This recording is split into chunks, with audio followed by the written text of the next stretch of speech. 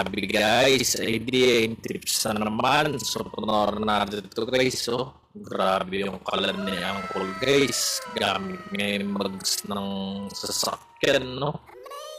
Nakita natin dito, ihawan na. Tapos pwede pang lutuan. Grabe, double purpose na naman to guys. So, makikita natin dito guys yung pagkasunod-sunod to. Gumamit rin siya ng rim ng ano rito, tricycle o ng motor, no? So makikita natin dito, hiniway isa sa tatlo. Parang stand to guys yung gagawin dito ni Angkol. Makikita natin dito yung gulong ipinatong tapos inispatan na rin sa ilalim at saka dun sa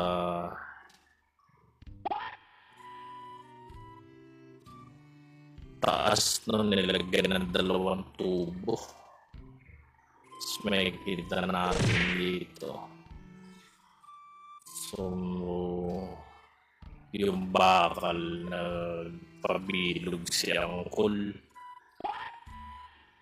Ang gagawin dito naman na talaga namang papahanga tayo dito guys.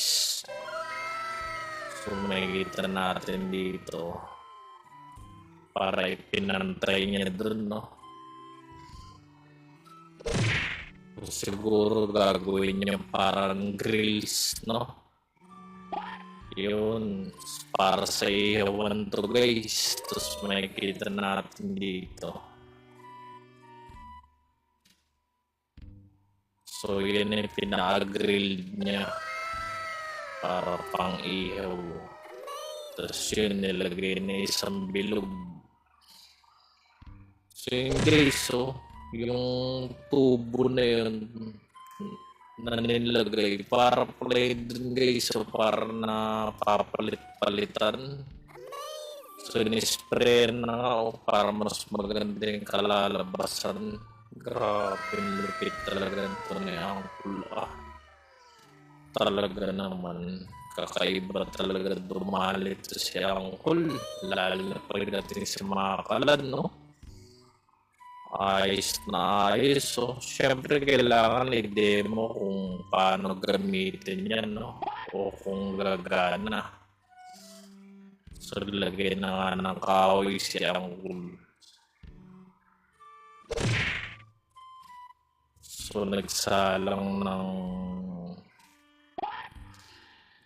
parang sabaw, no? Kita natin dito gumagana talaga guys. So, tapos tinabi lang, oh. Tapos sinalpak naman yung pang ihaw ng karne. Grabe lupit talaga. Ayos, galing.